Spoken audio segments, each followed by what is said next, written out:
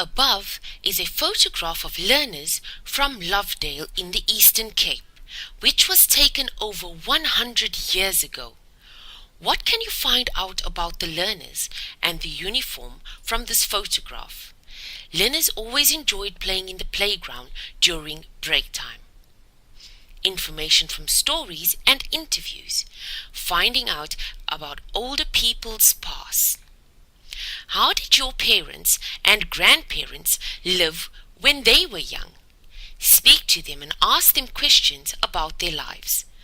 Ask them about the things you like most. For example, ask your grandparents what it was like to be at school or what they did for fun. Information from objects.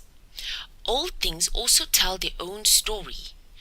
Every person and family has something that is important to them. It has a special meaning. For example, it could be something that has been in the family for a long time, like an old watch or a religious object. Local history. Finding out about Alexandra. Alexandra, also known as Alex, is a township. Many families has lived there for a very long time. Former President Nelson Mandela had once lived in Alex, but Alex is famous because of the bus boycotts. Alexandra began about 100 years ago when about 40 families bought land there.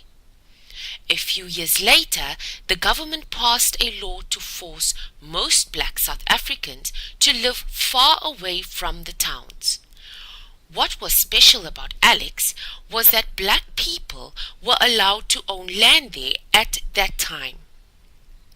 Many people from all over South Africa came to live there. There was a bad time when the government tried to move them away, but they protested and many of them managed to stay.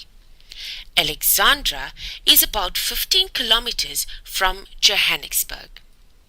The people from Alex had to travel every day for work. The only public transport was a bus. The bus owners kept raising the bus ticket prices. Many of the workers warded for a very little wage and couldn't afford the new price of the bus tickets. So they decided to walk to work from home every day in protest.